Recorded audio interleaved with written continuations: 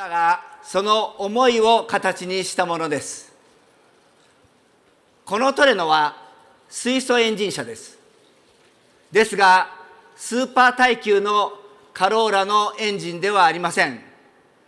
元の4AG を水素エンジンに改造いたしました。Seperti yang kita semua tahu kalau Toyota sebenarnya selalu skeptis tentang kehadiran yang namanya electric future.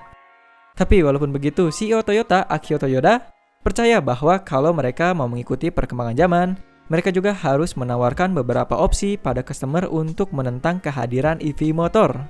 Jadi, selain harus mengikuti masuknya era EV motor secara terpaksa, mereka juga yakin kalau tren tersebut masih bisa mereka ubah dengan menghadirkan sebuah hydrogen combustion engine.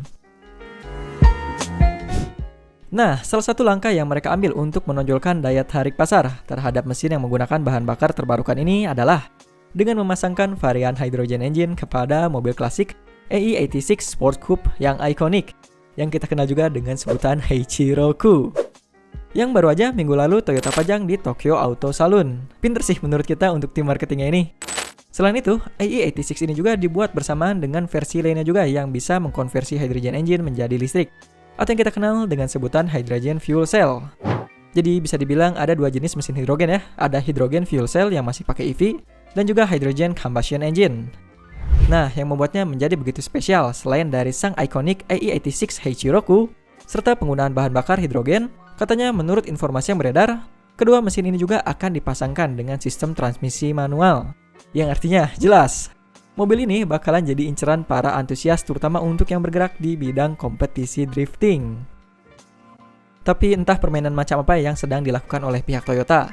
Rasanya, di sini Toyota lebih menonjolkan yang versi hydrogen combustion engine.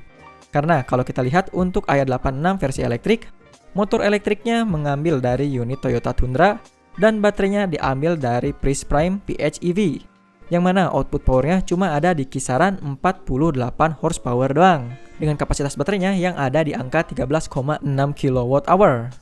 Jelas tenaga ini nggak sampai setengah dari mesin combustion versi originalnya yang ada di angka 112 horsepower. Sedangkan untuk versi hidrogen, dalam perbandingannya memiliki output power yang cenderung sama dengan versi originalnya. Ya alasannya karena base mesin yang dipakai masih sama aja, yakni sang Legend 4AGE, sebuah mesin 4 silinder yang dimodifikasi untuk bisa menenggak bahan bakar jenis baru. Dan menurut pengakuan Toyota, satu-satunya perubahan yang mereka lakukan di mesin ini hanya ada di bagian saluran bahan bakar, mulai dari jenis dan ukuran injektor, fuel pipes, dan jenis spark plug-nya.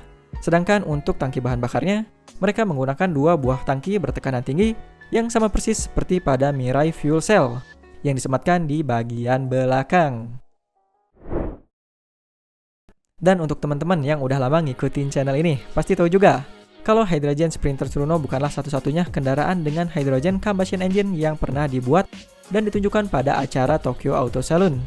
Sebelumnya, pabrikan raksasa Jepang ini juga pernah membuat hydrogen powered GR Corolla yang sama-sama mampu menghasilkan tenaga yang sama persis seperti versi jalan rayanya, tapi tentunya hadir dengan bobot yang lebih berat sebagai kekurangan terbesar. Namun walaupun begitu, perkembangan zaman dan teknologi yang bergerak begitu cepat, walaupun Toyota di sini hadir sebagai satu-satunya perusahaan besar yang menghadirkan hydrogen engine, nyatanya perkembangan dari teknologi ini sendiri sangat menarik loh, bisa dibilang sangat menjanjikan dan begitu pesat. Mulai dari proses refueling speed yang semakin cepat, jelas berbeda jauh dengan mesin listrik yang harus dicas selama berjam-jam. Dan di samping kecepatan proses refueling, bersama dengan itu output power yang dihasilkan serta efisiensi penggunaan bahan bakar hidrogennya sudah sangat berkembang juga dengan pesat jika dibandingkan dengan hasil saat awal mesin internal combustion di-convert ke hidrogen. Dari awal dulu kalau kita coba flashback, masih harus dicampur dengan bahan bakar fosil, lalu 3 tahun setelahnya udah bisa pakai hidrogen 100% tapi dengan tangki yang besar dan konsumsi BBM-nya yang terbilang masih cukup hamur, hingga sekarang nih ukuran tangkinya udah bisa diperkecil dengan jarak tempuh yang lebih jauh dengan adanya kombinasi hydrogen fuel cell tadi. Nah, selain itu alasan di belakang pembuatan hydrogen engine AE86 adalah untuk membuktikan kalau mobil tua bisa dikonvert menggunakan bahan bakar terbarukan juga. Ini bener-bener gila sih. Nangkep nggak apa maksud dari Toyota? Kebayang, dengan solusi ini dan keuntungan lainnya, adalah untuk kita yang masih pakai mobil-mobil IC nggak perlu ganti unit baru. Cukup melakukan modifikasi di bengkel resmi dan voila.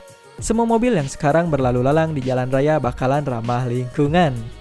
Dan jelas, kalau sampai teknologi ini bisa diterapkan di mobil-mobil lama, produk aftermarket untuk teknologi ini juga sudah pasti bakalan bermunculan.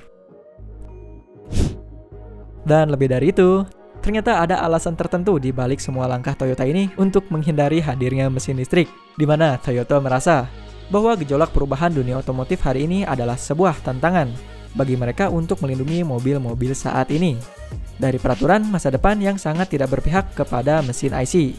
Yang jelas, langkah mereka ini juga akan sangat membantu menjaga perekonomian orang-orang yang baru bisa menggunakan teknologi IC.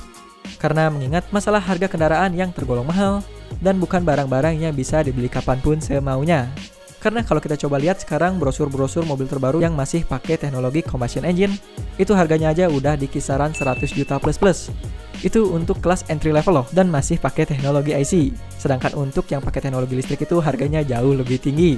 Jadi jelas menurut kita ini merupakan tujuan yang mulia, kalau kita coba mengesampingkan alasan-alasan dan kepentingan Toyota yang lainnya.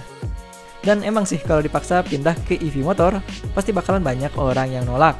Bukan mereka nggak mau, tapi perlu diingat juga kalau harga kendaraan itu nggak murah. Kadang banyak juga orang-orang yang nabung sampai puluhan tahun untuk beli kendaraan impian, mendadak disuruh ganti dengan teknologi EV yang bisa dibilang sama aja kok, sama-sama bikin polusi namun dengan bentuk yang berbeda. Yang artinya, kalimat ramah lingkungan itu sendiri ya masih sebatas bahasa marketing, kecuali udah ketemu teknologi baterai terbarukan dan nggak beracun. Oke, sebelum kita bahas lebih lanjut, kita mau ucapin terima kasih ke satu-satunya donatur kita di Saweria di minggu ini, yakni FD2R168. Seperti biasa, semoga rezeki kita semua, baik yang berdonasi dan teman-teman yang nonton video ini, selalu dilipat gandakan dan juga dimudahkan. Amin. Dan itu aja informasi yang bisa kita berikan di video kali ini. Seperti biasa, jika ada kritik, saran, dan juga pertanyaan, jangan ragu untuk ramaikan kolom komentar di bawah. Saya Muhammad Karim undur diri, see you in the following videos, and thanks for watching.